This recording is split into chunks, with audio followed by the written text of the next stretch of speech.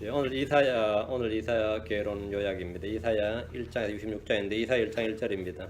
이사야 1장 1절 같이 읽겠습니다.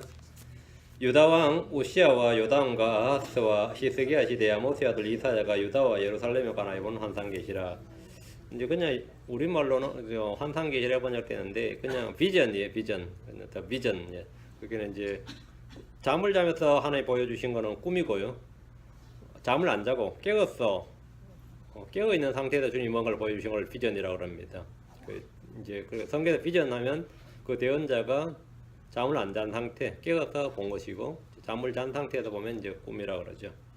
그래서 비전을 때, 이제 이게 한국말로 번역이 난감하니까 환상계시라 이렇게 번역을 했는데, 이제 유다와 예루살렘에 관하여 본 환상이라, 뭐 이렇게 본 것이니라 이 말입니다. 본 것이니라, 보았느니라 이런 말이에요. 오늘부터 이사야 강의를 시작하겠습니다. 잠깐 기도합니다. 하늘은 주안에 감사하며 주께서 함께 기도하시고 누려오시고 복을 주시고 이 시간 또 주의 영을 충만케 하시고 하나님의 말씀을 저희 가운데 쏟아부어 주시길 간구합니다. 아버지 하나님, 저희는 참 연약하고 무지하고 더 깨닫지 못하는 짐승과 같을 때가 많이 있습니다. 아버지 하나님께서 성령을 통해서 이 말씀을 통해서 저희 마음속에 이것을 가르쳐 주시옵소서. 저희를 인도해 주십시오. 그리고 주의 영을 쏟아부어 주시고 주의 사랑을 더 쏟아부어 주시길 간구합니다. 전능하신 주 하나님께서 은혜 베풀어 주시고 이 시간도 듣는 자나 전하는 자가 함께 말씀을 받고 함께 은혜 나누고 함께 성장할 수 있도록 도와주시고 우리 주님을 더욱 깊이 알아가도록 인도하여 주시기를 원합니다. 감사드리며 주의 성교도합니다. 아멘. 예. 이사야는 흔히 구약의 복음 또는 뭐 제5복음서, 이제 신약의 4복음서가 있죠.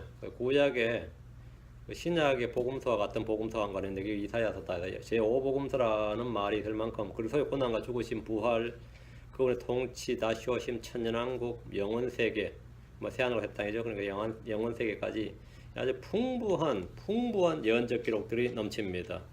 우리 주님께서 구약을 말씀하실 때 율법 대언자들의 그걸 시편 이렇게 세 번 나누셨는데 누가복음 24장 44절에 또 그분께서 그들에게 이르실 때 내가 여전히 너희와 함께 있었을 때 너희에게 말한 말들 곧 모세 율법과 대언자들의 글과 시편에 나에 관하여 기록된 모든 것이 반드시 성취되어야 하리라 한 말들이 이것들이라 하시고 주님께서 구약을 모세 율법과 대언자들의 글과 시편에 세 개로 나눴어요. 모세 율법, 대언자들의 글, 시편 이렇게 세 파트로 나눠서 말씀하셨는데 모세 율법, 대언자들의 글, 시편이라고 하셨을 때 성경의 첫 5권 모세오경을 모세의 글 이렇게 말하고 여호수아부터 이제 역사서죠.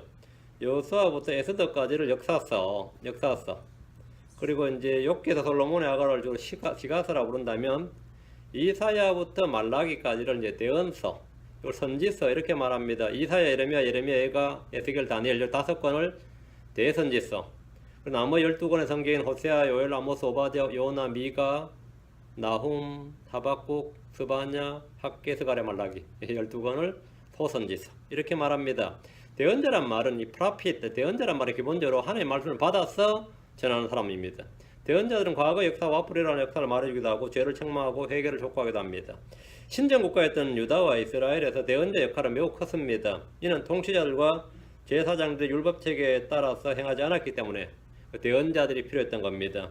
대언자를 걷는 다른 말은 이제 대언자 또는 선견자, seer, 대언자 프라핏, 선견자 미리 보는 사람, 또 하나님의 사람, 또 나의 종들 이렇게 같은 말입니다. 이사야는 66장으로 되어 있습니다. 이사야란 말은 이제 아이자이아 할 때 이사야란 말은 The Lord saves, 주께서 구원하시다 이 말인데 대언자 이사야가 말씀을 선포하던 시기는 1장 1절에 기록되어 있습니다. 1장 1절에 유다왕 우시야와 요담과 아하스와 히스기야 시대의 아모스의 아들 이사야가 유다와 예루살렘에 관하여 환상 계시라 이랬죠. 왕이 4명이 나오네요. 우시야, 요담, 아하스, 히스기야 이랬는데 우시야가 BC 787년에서 745년 아주 훌륭한 왕입니다. 요담은 우시야만큼 안 돼도 어쨌든 좀 훌륭한 왕이었고요. 749년에서 734년 16년간 이렇게 통치했습니다. 아하스가 다음에 741년에서 726년 BC, 다음 히스기야가 726년에서 697년인데 이 4대에 걸쳐서 이 사람이 이제 이사야가 지금 환상을 그때 받았다 이렇게 돼 있어요, 그죠? 그게 이제 내가 근데 이 당시에 이사야가 사역할 때 북왕국이 멸망을 했습니다. BC 721년경이니까 BC 701년이라 721년이니까 그러니까 북왕국이 망할 때가 사내립한테 망할 때 721년인데 그때가 아하스 왕 시대입니다. 거의 이제 히스기야 바로 앞이죠. 그 히스기야가 왕위에 오르기 5년 전에 히스기야가 왕이 되기 5년 전에 망했어요. 북왕국이. 그 이제 이사야는 다 본 거죠. 북왕국 망하는 것도 봤지만 그리고 나서 히스기야가 죽고 히스기야 아들이 유다 역사상 가장 사악한 왕이었습니다. 므낫세라고. 이 므낫세 초기에 이사야가 므낫세를 책망하다가 죽었다고 돼 있어요. 그 이 므낫세에게 이제 이사야가 대언을 이제 그 책망을 했던 거죠. 한마디로 가장 사악한 왕이었으니까. 그 므낫세 초기에 죽은 왕, 이렇게 참 므낫세 초기에 죽은 대언자. 그게 이제 대언자 이사야입니다. 그 이제 대언자 이사야는 우시야 왕 때 사역을 시작해서 히스기야 아들 므낫세 때 죽임을 당했습니다. 뭐 일반 제 전승에 따르면 톱에 캐여 죽었다 이렇게 돼 있어요. 톱에 캐여 죽 엄청나 끔찍한 거죠. 북왕국이 망하기 전에 이스라엘에서 대언자를 활동했던 대언자들로 이제 제일 유명 아합디 엘리야, 그 다음에 엘리사, 엘리야 이어서 엘리사죠. 엘리야 엘리사, 다음 요엘, 요나, 아모스, 호세아, 나훔 이런 사람이 북왕국의 유명한 대언자들이고 대언자 이사야가 태어나기 한 5년 전에 아모스가 활동을 했어요. 그리고 대언자와 동시대에 같이 활동했던 이 대언자로는 이제 북왕국의 호세아, 이제 미가 나훔입니다. 호세아, 미가 나훔이 동시대 동년배 그 대언자들이었다 이 말입니다.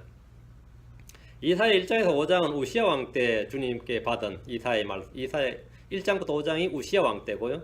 6장이 요담 왕 때, 7장부터 12장은 아하스 왕 때, 나머지 13장부터 66장은 히스기야 왕 때 비전, 받은 비전이 이사야가 본 말씀이다 이 말이죠. 이사야는 네 왕에 걸쳐서 말씀을 받았다 했죠. 자, 여기 1장 1절에 되어 있죠. 우시야와 요담과 아하스와 히스기야 시대에 아모스 아들 이사야가 유다와 예루살렘에 관하여 본 환상이라 비전이라 이랬는데 그 비전이 이제 1장부터 5장까지가 우시야 왕 때, 6장이 요담 왕 때, 7장부터 12장은 아하스 왕 때. 그다음에 13장부터는 끝까지 이제 히스기야 때 받은 말씀을 기록한 겁니다. 대언자 이사야는 혈통이 왕손이에요. 로열 패밀리입니다. 왕가 혈통. 그의 아버지가 아모스인데 이 아모스가 누구냐면 유다 왕 요아스의 작은 아들이었습니다. 덕분에 이사야는 왕족으로서 정치인이었고 권력을 가진 대언자였어요. 그냥 단순한 대언자 아니라 그래서 예루살렘에 가면서 계속해서 왕국에서 뭘 이야기할 수 있었다는 거예요.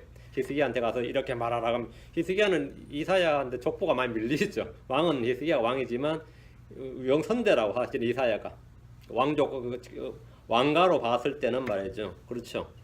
이사야는 이제 왕족으로서 정치인이었고 나름 뭐 가만히 있어도 왕족이니까 권력을 가진 대언자였죠. 이사야의 부인도 대언자였어요. 여대언자였습니다. 이사야 부인이 여대언자였고 아들이 둘이 나옵니다. 이사야 7장 3절이나 8장 3절 18절에 보면 아들이 최소한 둘이었습니다. 이사야가 대언자로 활동하던 시절에 국제정세는 아시리아가 초강대국이었습니다. 아시리아가 초강대국이었고 그 뒤로 서서히 이제 바빌론이 이제 올라오는 시기. 그때는 이제 바빌론이 최고가 아니었고 아시리아가 초강대국이었는데 제국을 형성해 가던 시기였고 아시리아는 당시 주변 나라들을 빠르게 점령해 나갔습니다. 북왕국 이스라엘을 멸망시킨 후에 곧바로 유다의 46개 도시를 점령을 해버렸고 20만 명의 주민이 포로 잡혀가고 예루살렘 외의 모든 도시가 다 정복을 당하는 아주 그런 일이 있었습니다. 유다는 우시야 왕이 죽으면서 국력이 급격히 약해졌습니다. 우시야의 아들인 요담은 25세 왕이 올라 16년 동안 통치했고 그는 아버지 우시야처럼 경건한 왕이었습니다. 역대기 27장 6절에 이처럼 요담이 주 자기 하나님 앞에서 자기 길들을 예비하였으므로 강하게 되었더라. 그래서 요담 때는 별 사고가 안 났습니다. 이사 6장이 요담 때 그가 하늘에서 하늘에 계신 주의 환상을 본 때입니다. 이사 6장이 바로 요담 때였어요. 그 다음 왕 아하스가 20세 왕이 되어서 16년간 통치를 했는데 사악한 왕이었습니다. 얼마나 사악한 왕이었냐면 역대기 28장 1절 4절에 보면 아하스가 통치하기 시작할 때 나이가 20세더라. 그가 예루살렘에서 16년 동안 통치하였으나 자기 조상 다윗과 같지 아니하여 주의 눈앞에서 올바른 것을 행하지 아니하였으니 그가 이스라엘 왕들의 길들로 걸었으며 그 유다 왕들이 아니라 이스라엘 왕들의 길들로 걸었다. 이스라엘 왕들 하면 전부 나쁜 왕들이죠. 여로보암 때부터 이스라엘 왕 좋은 왕이 하나도 없었습니다. 이스라엘 왕들의 길들로 걸었으며 또 바알들을 위해 부어 만든 형상들을 만들었더라. 또 그가 흰놈의 아들의 골짜기에서 분양하며 주께서 이스라엘 자손 앞에서 쫓아낸 이교도들의 가전 일들을 본받아 자기 아이들을 불 속에서 태우고 또 산당들과 작은 산위와 모든 푸른 나무 밑에 희생물을 들이며 분양하였더라. 이게 이 아하스였어요. 그 흰놈의 골짜기에서 자기 아이들을 불 속으로 통과시키는, 이거 완전히 끔찍한 일이었고, 또 이 조공을 바치느라고 갔다가 이 아시리아 왕을 만나러 갔다가 다마스커스에서 거기 제단이 조공을 보고 나선 주물공하고 보내가지고 제사장 우리아를 보내가지고 거기 제단을 꼭 똑같이 만들어서 예루살렘에 만들어가지고 거기다가 희생물 드리고 아주 아하스가 아주 웃기는 왕이었어요. 하나님은 이런 아하스를 치셨고 유다에서 하루에 군사 12만 명이 죽고 20만 명이 포로로 잡혀갔던 아주 끔찍한 일이 있었습니다. 아하스는 다마스쿠스의 제단을 보고 와서 그대로 예루살렘 만들어 거기에다 희생물 드렸는데 예루살렘 하나님께서 만들어 주신 놋제단이 영 멋이 없단 말이지. 다마스쿠스의 제단이 훨씬 나아 보이니까 예배를 드려도 이런 데서 드려야 되고 희생물 드려도 이런 데서 드려야 된다 생각을 했던 거예요. 그 앞에 단을 굽는 다마스쿠스의 제단을 보고 만들었어요. 근데 이제 이렇게 했고 다음 왕이 히스기야입니다. 그 히스기야가 유다 역사에서도 좀 난왕이었습니다. 대언제 이사의 주된 활동 기간이 바로 이 히스기야 왕 때입니다. 사네립이 예루살렘을 치러 왔다가 이 히스기야 때 망했습니다. 그때 아시리아가 완전히 꺾여버렸습니다. 이사야의 대언은 1장 1절에 있는 대로 유다와 예루살렘에 관하여 본 환상 계시다 이래 있죠. 유다와 예루살렘에 관하여 본, 유다와 예루살렘에 관하여 했으니까 다른 북왕국의 쪽은 해당 사항이 없는 거죠. 하지만 유다와 예루살렘에 관한 말씀만 있는 것이 아니라 각 민족들에 대한 책망이 많이 포함되어 있습니다. 읽다가 보면 예를 들어 이사야 13장 1절 딱 보시죠. 읽다가 보면 제일 첫째 장의 제일 앞에다가 이 말씀이 어디 누구를 대상으로 한 것인가 밝혀놨어요. 이사야 13장 1절에 아모스의 아들 이사야 본 바빌론에 대한 엄중한 부담이라 했죠. 바빌론에 대한 바빌론에 관한 경고의 말씀 뒤의 말씀이고요. 다음 14장 28절에는 온 팔레스티나에 대한 경고의 말씀이죠. 다음에 15장 1절에 뭐라 되어 있죠? 모압에 대한 말씀이다 이렇게 되어 있죠. 17장 1절에는 다마스쿠스에 대한 말씀이다. 딱 밝혀놨다. 그죠? 다마스쿠스에 대한 엄중한 말씀이다. 이렇게. 다마스쿠스는 시리아입니다. 19장 1절은 이집트에 대한 말씀이고, 다음 21장 1절에서는 21장 11절에 보면 뭐라고 나와요? 21장 1절에는 바닷가 사막에 대한 엄중한 말씀이 이래 되죠. 바닷가 사막 이 말은 뭐냐면 바빌론입니다. 바닷가 사막은 바빌론에 대한 엄중한 말씀이고 21장 11절에는 두마래 두마는 어디냐면은 에돔에 대한 엄중한 부담이 되어 있고요. 21장 13절에는 아라비아에 대한 엄중한 말씀이다. 22장 1절은 환상골짜기 이건 예루살렘입니다. 예루살렘에 대한 엄중한 말씀이고 23장 1절은 두로에 대한 엄중한 말씀이니라 되어 있고요. 30장 6절은 남쪽의 짐승들에 대한 말씀이다. 근데 남쪽의 짐승들 하면 남쪽은 주로 이제 그 당시 이집트가 이제 남쪽인데 이스라엘 쪽에서는 이제 이집트 외 나머지 모든 나라들 말합니다. 대언자 이사야는 예루살렘과 유다 외에 이 주변 여러 민족들에 대한 주의 말씀 이렇게 쫙 이제 밝혀놨죠. 어디 관한 엄중한 말씀이니라, 엄중한 부담이니라 이렇게 해가지고 예루살렘과 유다 외에 주변의 여러 민족들에 대한 주의 말씀을 받았습니다. 이사야서는 좀 인터내셔널이죠. 좀 국제적이다만 말로 온 세상, 온 민족, 온 세상에 관한 것이 많습니다. 이사야 66장은 66권의 성경책과 숫자가 같습니다. 성경 66권인데 이사야 66장이란 말이죠. 이사야 1장에서 39장은 이스라엘의 심판을 다루고 40장부터 66장은 이스라엘의 구속을 다루는데 얘는 구약과 신약의 구성과 일치합니다. 구약과 신약의 구성과 일치합니다. 이사야에 나오는 독특한 3장은 이사야가 부르심을 받은 6장과 마귀에 관한 계시가 있는 14장과 우리 주님의 고난과 구속을 다루는 53장입니다. 이사야 6장은 왜 독특한 장이냐면 성경 전체에서 유일하게 스랍들에 대해서 나옵니다. 그룹 말고 스랍. 이 스랍이 여기만 나와요. 이사야가 하늘을 봤는데 여기만 나와. 그룹들과 천사들은 곳곳에 나오지만 성경 곳곳에 나오지만 그룹이야 뭐 창세기부터 나왔죠. 에덴의 동산을 지키는 길목에 그룹이 있었죠. 그것부터 뭐 그룹은 뭐 성막을 지을 때도 계속 그룹은 계속 나왔는데 이 스랍이란 말, 스랍은 이사야 6장이 유일해요. 이사야 14장 12절은 마귀의 이름과 그의 타락과 하늘에서 떨어진 기록이 나옵니다. 이것도 독특한 장이죠. 이것도 성경에서 유일합니다. 이사야 14장 12절 오 아침의 아들 루시퍼야 내가 어찌 하늘에 떨어졌는가 민족들 약하게 만든 자야 내가 어찌 끊어져 땅으로 떨어졌는가. 이 구절은 루시퍼를 마귀의 이름으로 언급하는 말씀으로 킹제임스 성경에서만 발견되는 진리입니다. 다른 어디에도 이게 안 나옵니다. 이사야 53장은 마치 신약의 복음서를 보는 것 같은 그래서 고난과 죽으심과 장사 지냄에 대해서 기록하고 있습니다. 이사야 7장 14절 그러므로 주께서 친히 한 표적을 너에게 주시리라. 표적을 주시겠다. 보라 처녀가 쇠퇴하여 한 아들을 낳고 그 이름을 임마누엘이라 하리라. 보라 처녀 쇠퇴하여 한 아들을 낳고 옵니다. 그 이름을 임마누엘이라 하리라 하심으로 처녀 탄생에 관한 기록이 있는데 처녀가 쇠퇴하여 한 아들을 낳는다. 역사상 딱 한 번 있었습니다. 처녀가 쇠퇴하여 한 아들을 낳아요. 이 한 아들이 누구냐 그죠? 이사야 9장 6절, 이사야 7장 14절에 한 아들 낳는다고 말하고 나서 이제 그 아이에 대해서 그 아들, 처녀가 낳은 아들, 그 이름을 임마누엘이라 한다 했는데 그 아들에 대해서 설명을 해줬습니다. 이사야 9장 6절, 이는 한 아이가 우리에게 태어났고 한 아들을 우리에게 주셨는데 예수로 하는 예언의 말씀입니다. 주께서 한 아이로 태어났고 하나님 자신의 독생자를 우리에게 주셨습니다. 다음, 그의 어깨에는 정권이 놓이고 있죠. 그의 어깨에는 정권이 놓였다. 정권이 놓였다. 어깨. 이 말씀은 그분이 대제사장으로서 자신의 어깨에 이스라엘 12지파의 이름을 놓으셨습니다. 대제사장 어깨에 두 개의 보석을 달았는데 어깨마다 여러분 이제 그 출애굽기 28장에 보면 보석 위에 6개 지파씩 이름을 적게 되어 있습니다. 그 어깨 이름 6개, 지파 이름을 6개 적게 되는데 그 두 어깨에 한 개씩 보석 한 개씩 다는 거예요. 그의 어깨는 정권이 놓이고 올 때 대제사장으로서 예수를 흐르는 12지파를 다 출애굽기 28장 12절에 그 두 보석을 에봇의 두 어깨에 붙여 이스라엘 자손들 위한 기념보석이 되게 하되 아론이 주 앞에서 자기 두 어깨에 그들의 이름을 메어 기념이 되게 할지니라. 그분의 어깨, 그의 어깨는 정권이 놓이고 이 말은 그분이 대제사장이다 이 말이에요.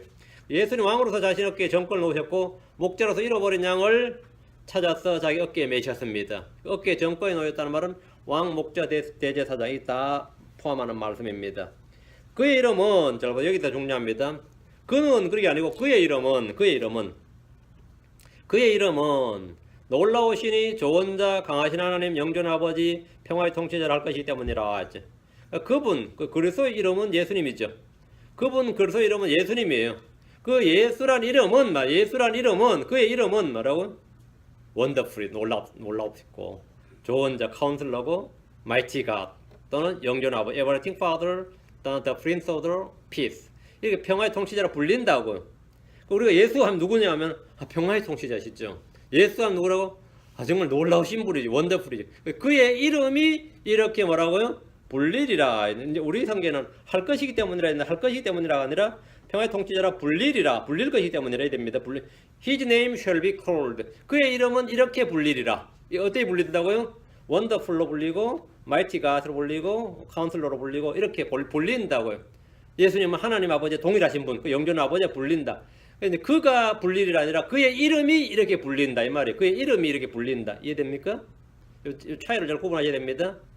He shall be called 아니고 His name shall be called.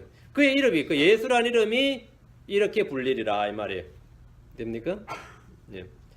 마태복음 1장 23절에는 바로 이 구절의 성취를 다루고 있는데 마태복음 1장 23절에 보라 처녀가 아이를 위하여 아들을 낳을 것이요 그들이 그 이름을 임마누엘이라 하리라 하였으니 이것을 번역하면 우리와 함께 계시는 하나님이라는 뜻이라. 이렇게 성취되었다면 대언사들 기록했던 대언자들과 역사를 한번 살펴보겠습니다. 아모스는 이스라엘의 완악한 죄에 대해서 심판을 경고했고 호세아는 타락한 이스라엘 향한 하나님의 사랑을 전하고 회개를 촉구했습니다. 요나는 니느웨에 가서 이방인들을 향한 하나님의 사랑을 전했습니다. 기후로 가는 남왕국 유다의 대언자들로는 요엘과 오바다, 이사야, 미가 등이 있었습니다. 요엘은 주의 날과 민족들의 심판에 대해서, 오바다는 에돔의 운명에 대해서, 이사야는 구원자 오신과 천연왕국에 대해서 전했고 미가는 베들레헴 태어나실 주님과 그의 왕국에 대해서 대언했습니다. 유다가 바빌론으로 포로로 잡혀가기 직전에 활동하던 대언자는 예레미야, 나움, 하박국, 스바냐였습니다. 예레미야는 예루살렘의 멸망과 회복, 먼 훗날의 영광에 대해서 대언했고 나움은 니느웨와 아시라의 심판에 대해서 대언했고 하박국은 주의 왕국과 백성들이 궁극적으로 승리할 것을 대언했고 스바냐는 남은 자들의 구원과 복에 대해서 노래했습니다. 포로 기간 중에 대언자로는 다니엘과 에스겔이 있습니다. 다니엘은 이방인의 때와 마지막 날 세워질 왕국에 대해서 기록했고 에스겔은 이스라엘 회복과 약속의 땅에 세워질 왕국, 천년왕국의 성전과 백성들의 회복에 대해서 대언했습니다.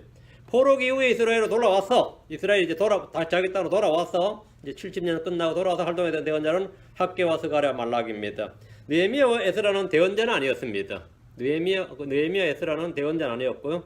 이들은 성전 재건을 주도하며 이스라엘의 미래를 대언했습니다. 학개는 성전 재건과 다가올 왕국에 대해서, 스가랴는 가지로서의 메시아와 왕과 제사장을 겸직한 주님에 대해서 대언했고 말라기는 민족들에 대한 최후의 심판과 우리 주의 오심, 그리고 그걸 이제 의의 태양으로 의의 해로서 오실 주님에 대해서 대언하고 말했습니다. 이렇게 이스라엘 역사들을 이제 관통하면서 이제 대언사들이 쫙 나오는데 성경은 이 대언자들의 역사 아니면 이 기록이 연대기적으로 배열된 건 아닙니다. 성경은 계시의 점진적 발전과 확대에 따라 배열이 되었습니다. 이사야는 총 66장이라고 하는데 킹제임 성경 기준으로 1292절이고 37,044, 37,044단어로 구성되어 있고요. 4대에 걸쳐 대언자의 직분을 수행한 아모스의 아들 이사야가 쓴 책입니다. 이사야는 대언자였을 뿐 아니라 역사를 기록하는 역사가였고 정치가였습니다. 이사야는 우시아, 요담, 아하스, 히스기야로 이어지는 남왕국 유다의 4대에 걸쳐 하나의 말씀을 대언했는데 당시 활동하던 대언자로는 아모스, 호세아, 미가 등입니다. 이사야는 무려 50년 동안 하나님의 말씀을 대언한 대언자로 활동했습니다. 이사야는 우시아가 죽던 해에 대언자 사역을 시작해서 히스기야가 죽은 후에 자신의 사역을 마쳤습니다. 이사야는 구약 이름이고 이제 우리가 쓰여 있는 이사야라는 그 성경 지명에 보면 ISAIAH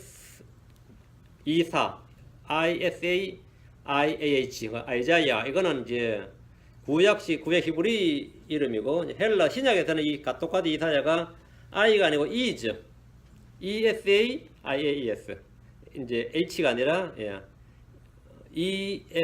ESAIAS 이렇게 이사야 이렇게 되겠죠. 그래서 신약 성경은 모두 이렇게 쓰여 있습니다. 이사야라는 이름은 이미 말씀드린 대로 주는 나의 구원이시다 합니다. 이 말은 호세와 예수하고 같은 뜻입니다. 호세아, 여호수아와 같은 뜻. God saves. God is Savior. God is my Savior. The Lord is my Savior. 같은 말입니다. 이사야에 미리 기록된 우리 주 예수님에 대한 예언을 몇 가지 살펴보겠습니다. 이사야 7장 14절에 처녀 탄생이 있고 이사야 9장 14절에 이제 그분이 누구인지 9장 6절에 그분이 누구인지 기록이 되어 있습니다.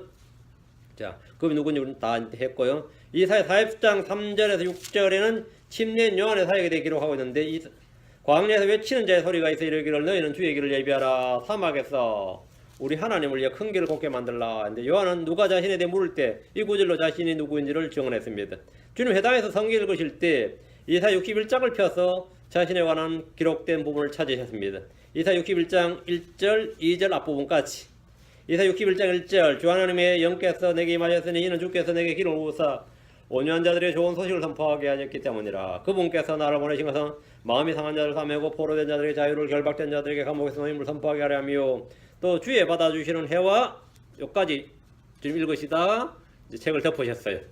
뒤에 원수가 보복하시는 원수가 갚아주시냐 이건 아니고 그건 재림 때 일이고 예수는 2절 앞부분까지 읽으시고 책을 덮으셨는데 그까지가 초림의 사역이었습니다.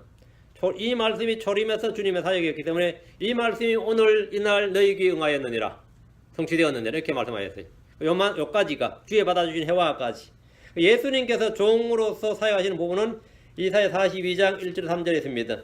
그분이 받으시는 고난과 죽음과 승리에 대한 기록은 이사야 52장 53장에 있습니다. 그는 높아지심은 이사야 45장 2, 3절에 내가 나를 두고 맹세하기를 내 입에서 울음 속에서 말이 나갔은즉 그것이 돌아오지 아니하니 이로써 모든 무릎이 내게 굴복하고 모든 혀가 맹세하리라 하였노라. 이게 이제 주의 주대심이 나온 구절인데 이사야 45장에 있습니다. 이사야의 글에는 주님의 초림에서 고난, 죽으심, 부활, 성천, 재림, 지상, 성지까지 모든 볼이 완벽하게 기록되어 있고 천년왕국 이후에 새하늘과 새 땅까지 자세하게 볼 수 있습니다. 이사야는 성경 전체 축소판이라 해요. 성경 전체 축소판이라 해요. 전체 성경을 한 권에 담아둔 그런 성경입니다. 전체 성경을 한 권에 담아둔 성경. 이사야는 창세기부터 계시록을 한 권에 담아뒀다. 정말 이사야서 읽으면 그렇습니다. 주로 이제 시편을 성경의 도서관이라 그래요. 시편이 성경의 도서관이다. 성경 전체 내용 시편 속에 다 있다 이거예요. 그다음에 이사야는 뭐냐면 성경 전체 목록이다 그래요. 이사야는 성경 전체 축소판이고 전체 성경을 한 권에 담아둔 성경이다 이거. 이사야는 주님이 세우실 천년왕국에 대해서 많이 썼는데 예를 들면 이사야 11장 1절 9절, 이사야 29장 17절 24절, 3장 18절에서 24절, 32장 1절에 20절, 35장 1절에 10절, 54장 1절에 8절, 60장에서 62장, 65장, 66장 5절 13절. 여러분 읽다 보면 천년왕국 이야기 날 때 그냥 천년왕국이냐 하고 딱 읽히는 그런 본문들이 쫙 한참 넘어가다 보면 한 번씩 착착 나와요. 한 10장까지 있다 11장 딱 가면 이사야 11장 딱 펴보세요. 아무데나 딱 읽어도 어때요? 이사야 11장 펴면 어때요? 예. 6절부터 보시면 되죠. 6절 같은 경우. 이리도 어린 양과 함께 가며 표범이 염소 새끼 함께 누우며 송아지와 젊은 사자와 살진님도 함께 있어 어린아이가 그것들을 인도하며 염소하고 곰이 함께 먹으며 그것들의 새끼들이 함께 누우며 사자가 소처럼 풀을 먹으며 주로 나오는 게 뭐 그냥 천연왕국이네 이래죠. 천연왕국이네. 그래도 한참 읽다가 이제 29장 가면 마찬가지. 여러분이 읽다 보면 이거 천연왕국이라면 옆에다 천 하고 쓰면 돼요. 저는 주로 이제 밀레니얼 킹덤 해가지고 MK하고 적어놔요. 읽다 보면 그냥 이거는 천연왕국이네 이렇게 29장 17절 보세요. 아주 잠시 후면 레바논의 열매를 많이 맺는 밭으로 변하지 아니하겠으며 열매를 많이 내는 밭은 숲으로 여기지 아니하겠느냐. 땅이 얼마나 회복되는지 알겠죠. 그날에 귀먹은 자들이 그 책의 말씀들을 듣고 눈먼 자들이 눈이 어둡고 캄캄한 데서 보며 온유한 자들 스스로 더 많이 주를 기뻐하고 사람들 가운데서 가난한 자들도 이스라엘 거룩한 신이를 기뻐하니 이는 무서운 자가 없어졌고 비웃는 자가 소멸되었으며 불법을 엿보는 모든 자가 끊어졌기 때문에 쭉 나오는데 뭐예요? 천연왕국이네 이거죠. 천연왕국이네. 읽다 보면 그냥 천연왕국이네 이런 구절들이 이사야는 보면 굉장히 많이 나옵니다. 여러분이 읽다 보면 여기는 천연왕국이나 이렇게 한눈에 착착 눈에 들어와야 됩니다. 한눈에 그냥 착착 들어와야 돼요. 그럼 여러분이 그냥 알 수 있는 거죠. 뭐 이거 이 정도 모른다면 뭐 성경 헛읽는 거고요. 30장 18절 24절 32장 1절에 20절까지 그건 쭉 전부 다 여러분이 이거 천연왕국이구나 이렇게 그냥 알 수 있으면 그 천연왕국의 성격도 그냥 이걸 읽으면 알 수 있어요. 32장 딱 펴면 보라 한 왕이 의로 통치하며 통치자들이 판단의 공의로 다스릴 테니 뭐예요? 천연왕국이네 말이죠. 한 사람이 바람을 피해 섭는 것 같이 쭉 읽으면 어때 되죠? 그리고 3절 또 보는 자들의 눈이 침침하지 아니하고 듣는 자들의 귀가 경청하며 뭐 읽으면 이거 천연왕국이네 이래낸단 말이에요. 여러분 읽다 보면 이제 그냥 아무데나 넘겨 통독하다 보면 여기 사이사이에 이사야에서는 이 천연왕국 기록이 나옵니다. 35장에도 1절부터 10절에 광야가 적막한 곳이 그것들로 인해 기뻐하며 사막이 즐거워하고 장미같이 피면 무성함 어때요? 천연왕국이네 이렇게 그렇죠? 이사야서는 하나님께서 세우실 천연왕국에 대해서 많이 기록되어 있습니다. 굉장히 많이 되어 있습니다. 절절히 사이사이에. 그리고 다가올 새하늘과 새 땅에 대해서는 65장 17절, 66장 22절 마지막 장에 이제 기록되는데 이사야는 고난받는 종에 대해서 무려 17번이나 기록해서 예수 그리스도의 고난에 대해서도 17번이나 기록해서 구약의 복음서 또는 제5복음서 이런 별명도 갖고 있습니다. 자, 이사야가 대언자로 활동할 당시 이스라엘은 민족적 위기를 맞고 있었습니다. 아시리아가 세력을 팽창했고 강력한 정복 전쟁을 일으키고 있었기 때문입니다. 당시 이스라엘과 유다는 영적으로 도덕적으로 극도로 타락했습니다. 결국 이사야 대언자 활동하던 시기에 북왕국 멸망했고 이사야가 죽은 지 얼마 지나지 않아서 남왕국 유다 역시 멸망했습니다. 이런 때에 주님이 주신 말씀이 바로 예수 그리스도 통한 구속입니다. 그리고 영원히 멸망하지 않을 한 왕국입니다. 이사야 관련된 외경으로는 이사야의 성천이라는 책이 있습니다. 외경이죠. 이사야의 성천 이런 외경이 있는데 이 책은 예수로께서 죽으시고 성천하신 지 약 150년이 지난 뒤에 쓰여졌습니다. 이 책에 따르면 이사야는 톱에 켜져 죽었다 이래 되는 이게 전승이죠. 전승. 그러다 많은 사람들이 이것을 사실처럼 유포해서 광범위하게 퍼졌고 히브리서 11장 37절에 톱으로 켜지기도 하고 라는 거 있죠. 거기 이 사람이 바로 이사야다 이렇게 다들 이제 주석을 하게 되었습니다. 이사야의 저자는 뭐 말할 필요 없이 아모스의 아들 대언자 이사야입니다. 성경 전체에 너무 많이 나오니까 뭐 이건 논란 여지가 없는데 이는 우리 주님께서 직접 확인하신 내용이고 사도 바울 역시 이사야의 글이라고 이사야라고 딱 인정한 겁니다. 그래도 불구하고 우리 주님과 사도 바울이 그렇다 하는데도 오늘 대부분의 신학교에서 이사야의 단일 저작서를 의심하고 있습니다. 그들은 말하기 이제 1장부터 39장까지 이사야가 썼지만 이 40장부터 66장은 정체불명의 제2 이사야가 썼다 이렇게 이게 거의 정설로 가르쳐지고 있습니다. 근데 이거 뭐 답 맞추려면 이렇게 안 쓰면 틀리니까 자기 믿음의 여부와 관계없이 신학교 가면 이렇게 써야 되니까 신학교 졸업하면 이제 믿음 있는 사람들 다 등신대 나오는 거예요. 등신대 나와요. 이런 이론이 나온 배경에는 첫째 문체상의 차이가 있습니다. 1장부터 39장하고 40장부터 66장에 읽어보면 누가 읽어봐도 내용이 너무 다르다. 내용이 너무 다르다. 그다음에 문체의 차이가 있다. 이것은 이제 기록 목적의 차이 때문인데, 이게 한 사람이 쓴 것 같지 않다 해가지고. 근데 성경을 깊이 읽어본 사람들은 이 문체의 차이를 이야기하지 않습니다. 이사야에 나오는 이스라엘의 거룩한이라는 표현은 1장부터 39장까지가 12번이 나오고 40장부터 66장까지가 13번 나옵니다. 문체의 차이가 없는 거죠. 이사야를 제외하고는 성경 전체에 이스라엘의 거룩한이라는 표현이 이사야서 빼고 이 성경 전체에 6번밖에 안 나옵니다. 이사야서에 다 나오는데 25번 나온다. 이사야 12번이 1장부터 39장까지, 40장부터 66장까지 13번은 골고루 나오는 거죠. 골고루.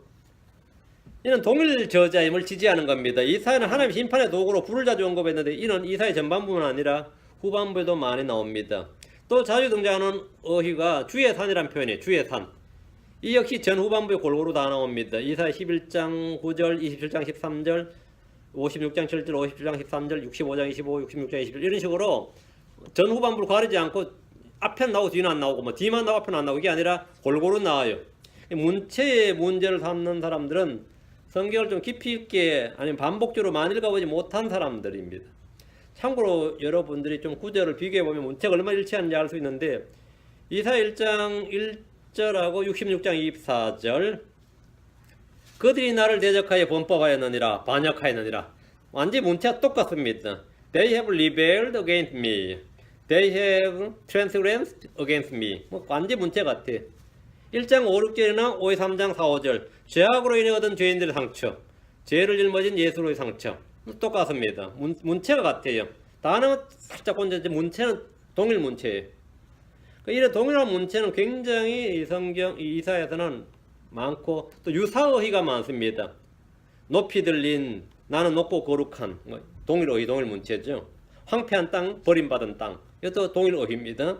이런 식의 아주 절묘하게 문체가 일치하기 때문에 문체로 저자를 의심하는 건 좀 거짓입니다. 그건 말이 안 되고 두 번째 이제 의문을 삼는 건 역사적인 문제가 좀 있습니다. 앞부분은 아시리아 왕 사네립이 등장하는데 히스기야 왕이 사네립에 의해 포위를 당한 때가 BC 715년경입니다.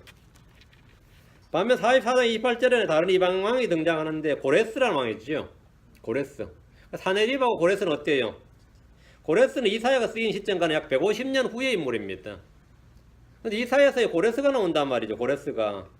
그러니까 이거는 뭐가 좀 문제가 있지 않느냐 이거죠. 고레스는 다니엘 말년에 등장하는 인물이고, 그건 포르기 말년에 다니엘 말년에 고레스가 나오는데, 다니엘이 고레스 때까지 이제 정치인이었죠. 근데 뭔 이사야서에 나온단 말이죠. 에스라 1장 1절에 이스라엘의 귀한 칙령을 내린 사람이 고레스 왕입니다. 그래서 사람들은 1장부터 39장과 40장부터 66장은 다른 시기에 다른 사람에 의해서 쓰여졌다 이렇게 주장을 하게 된 겁니다. 이는 고레스에 관한 이야기가 성경의 역사가 아니라 예언이었어요. 그 대언자 이사야는 고레스에 관한 걸 예언을 한 거죠. 사람들은 예언의 정확도를 믿지 못하기 때문에 이사야가 고레스가 태어나기 150년 전에 약 150년 전에 어떻게 고레스라는 왕의 이름을 정확히 알고 썼겠느냐 이거예요.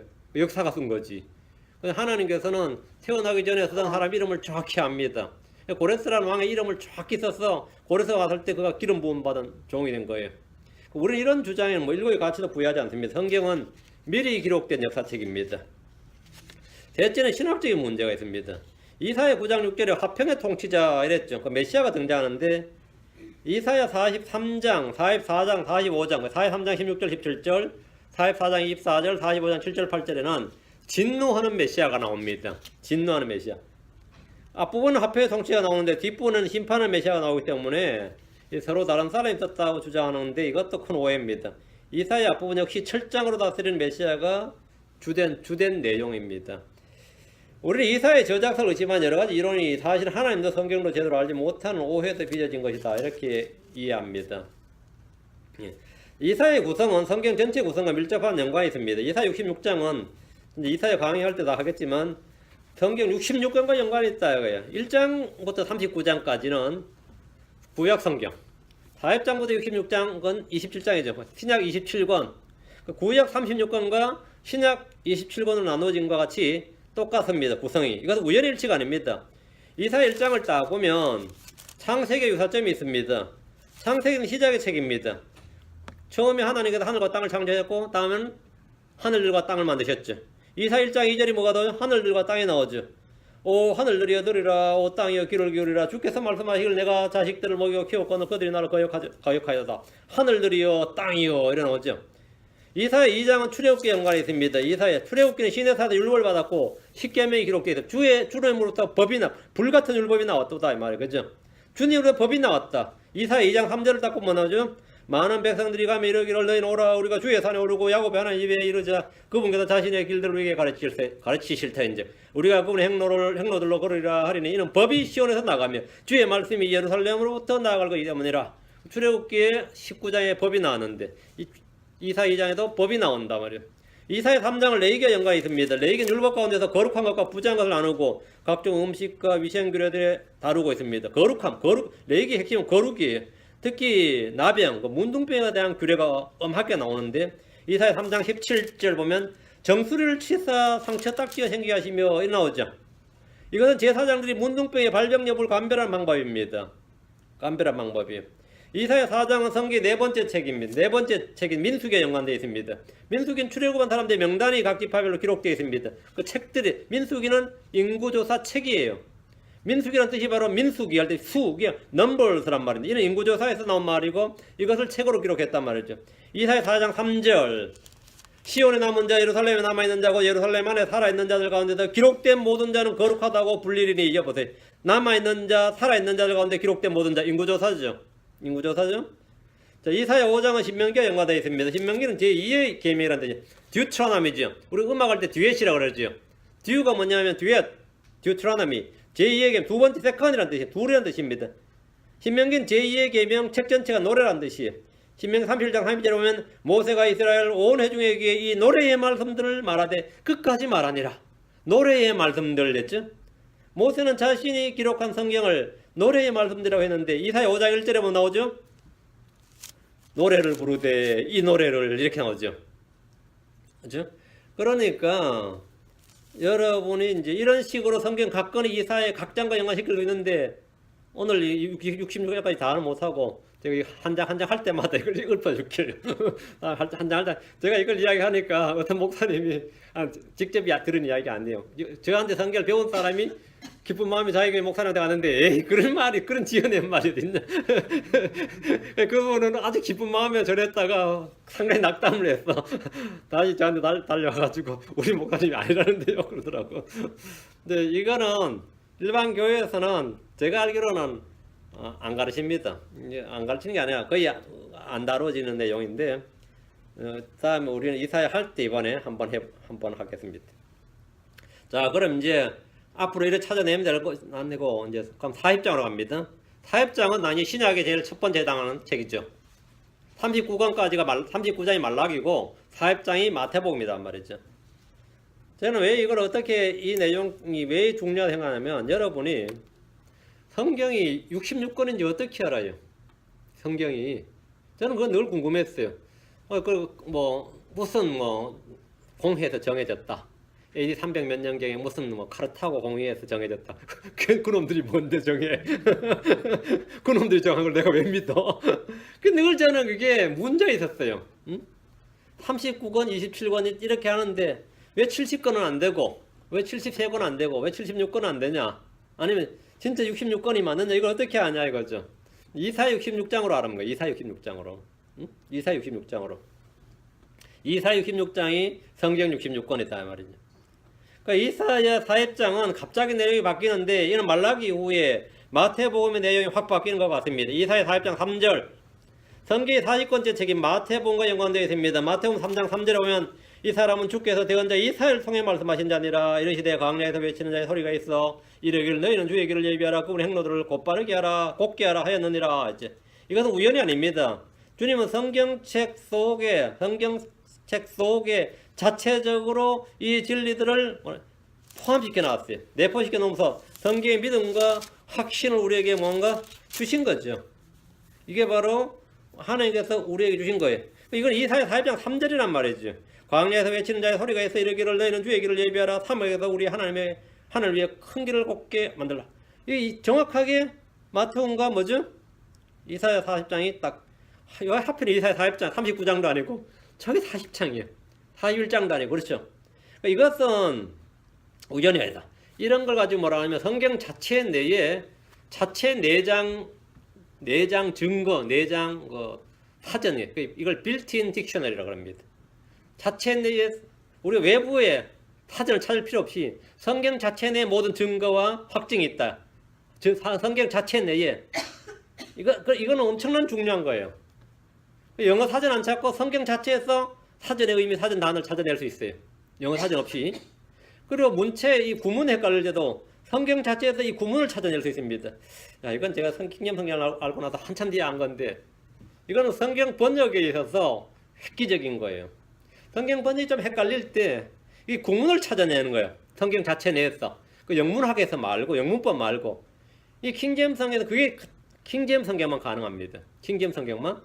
그러면 이거 이렇게 번역되어야 되는구나 걸 딱 알 수 있어요. 이렇게 번역되어야 되는 거 알면 신학적 문제가 다 해결됩니다. 이게 소위 말한 난해 구절이라는 게 헷갈린다. 이렇게도 해석이 될 수 있고 이렇게도 이런 게 다 해결돼요. 이런 게 거의. 저는 이거 알고 나서 이 성경과는 진짜 완전히 그때 뒤집어졌어요. 참 확신을 갖게 됐다는 거예요. 확신을. 이건 우연이 아니다. 성경에 대한 믿음과 확신을 주신 겁니다. 성경의 41번째 책인 이제 마가복음 예수를 종으로 묘사한 책입니다. 이사야 41장 8절 보면 어때요? 이사야 41장 8절. 그러나 나의 종 너 이스라엘아 나의 택한 야곱아 나의 친구 아브라함의 씨야 나의 종 했죠. 너 이스라엘아 나의 종. 그러니까 누가는 예수를 뭐랬죠? 사람의 아들로 묘사했죠. 인자 사람의 아들. 이사야 42장 13절 보면 예수 주님 뭐라냐면 마이티맨 이런 나오죠. 용사 이런 나오죠.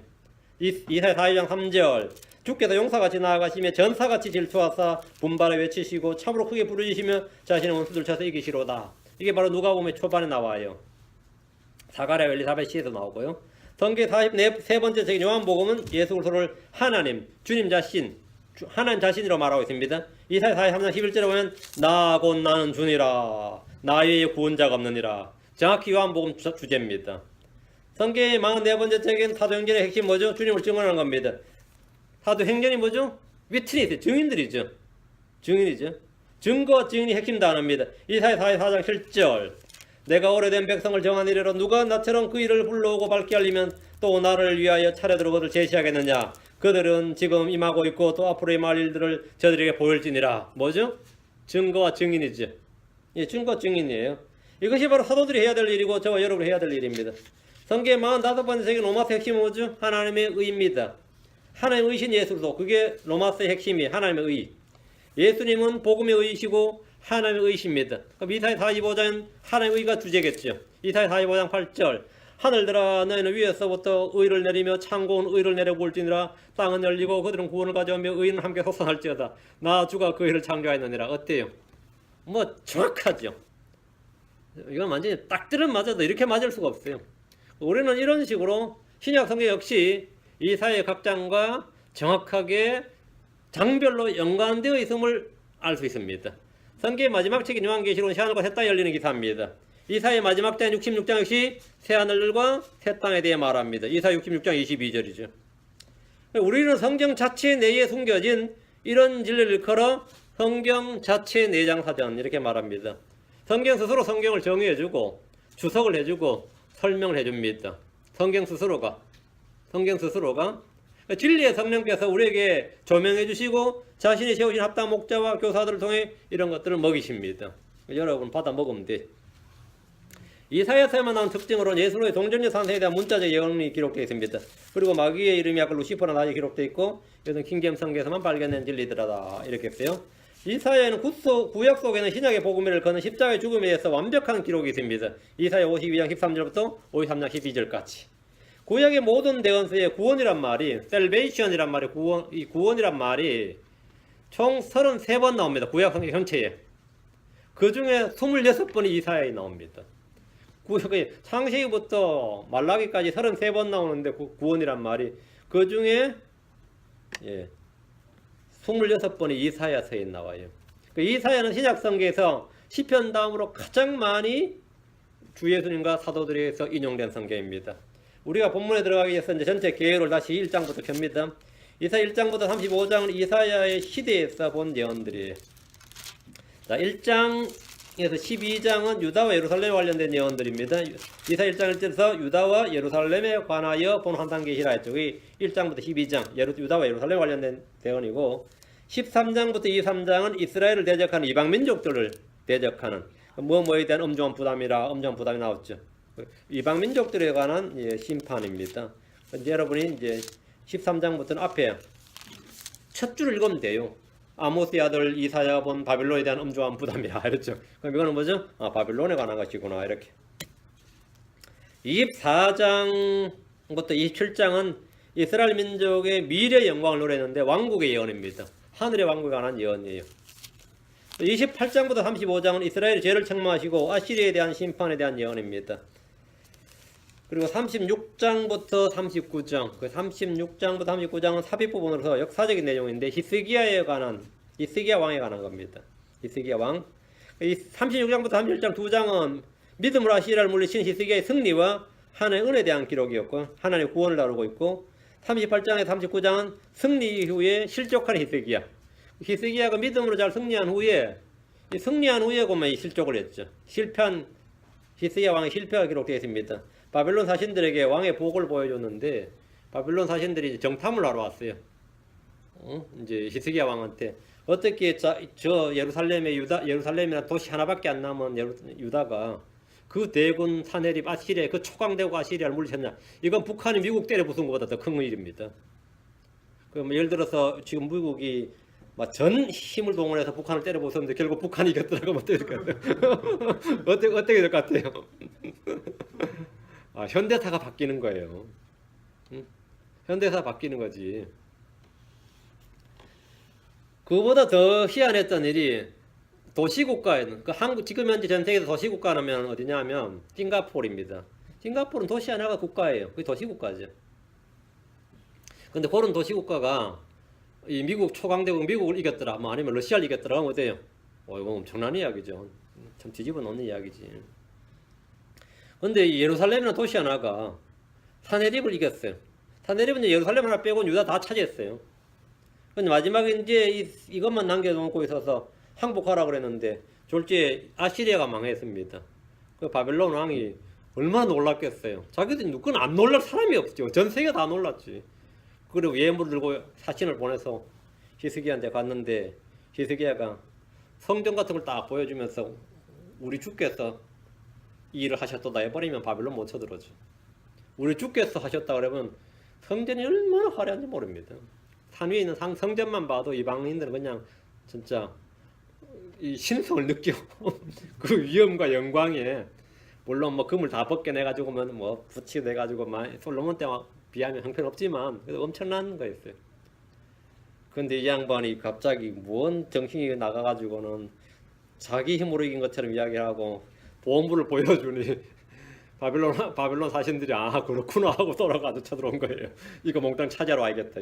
이놈들 보험을 엄청나게 했구나 해가지고 오히려 빌미를 줘버렸죠. 그 바빌론 사신들의 왕의 복을 보여줘요. 그때 완전히 그 히스기야가 미친 짓을 하는 그 내용이 이제 38장 39장에 나와요. 우리가 자주 하는 실수입니다. 한 가지 성공하고 나서는 이걸 역사의 기록으로 남겨놔야 된다면서 부흥에 관한 기록하면서 이 목사들이 보면 좀 이 큰 교회 한 목사들 보면 그런 거 많이 남겨놓습니다. 은혜의 부흥의 역사 해가지고 지자랑 신나게 놓고 저기 교회 어떻게 일을 이루었는지 하면서 해가지고 한국에 어떤 그 목사는 제가 기억하는 목사 하나 있습니다. 그렇게 기록을 남겨놓자 하더니 자기 지금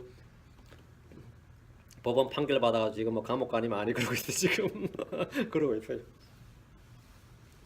다음 그게 이제 실족이죠. 승리와 실패입니다. 그게 사람입니다. 넘어진 자는 선줄로 하는 사람 항상 넘어지지 않을까 넘어지지 않도록 주의하라 그랬어요.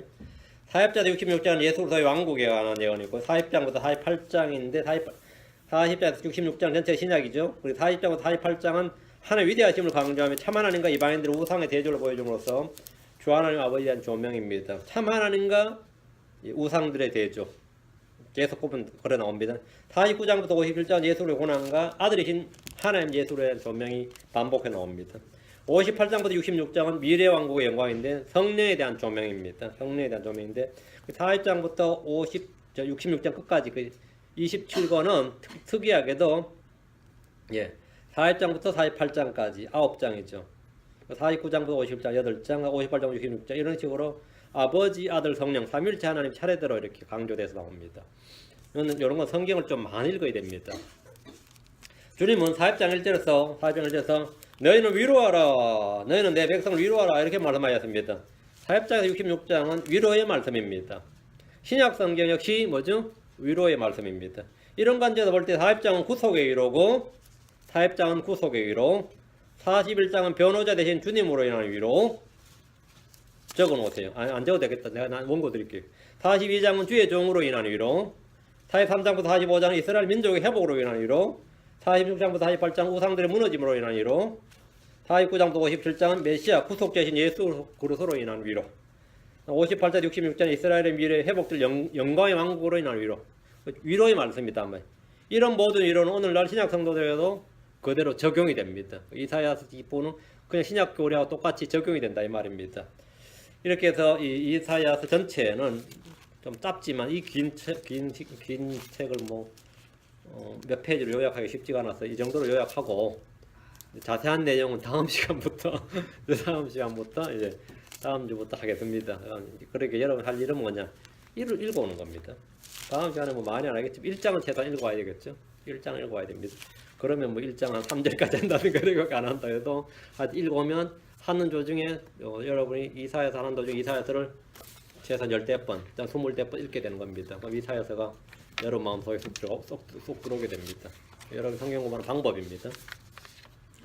이사야서 항상 읽어오시면 월요일이나 화요일쯤에 이사야서 읽으시면 토요일날 말씀 듣고 한번 정리하면 이사야서 공부 끝날 때쯤이면 여러분 속에 이사야서가 들어와 있는 겁니다. 자, 잠깐 기도하겠습니다. 은혜는 주 하나님 감사합니다. 함께 해주시고 오늘 배우시고 복을 주시고 오늘 이 시간도 주의 말씀 주신 대로 모든 성도들이 정신을 차리고 깨어서 이 말씀에 집중하게 하시고 이 말씀이 마음속에 간직되도록 이 말씀을 들을 수 있게 하시고 볼 수 있도록 하시길 간구합니다. 은혜 베풀어 주시고 또 그래서 말씀을 잘 준비해서 은혜롭게 권능 있게 영감 있게 성경에 주어진 그대로 잘 전달할 수 있도록 힘을 주십시오. 감사드리며 주의 성기도합니다. 아멘.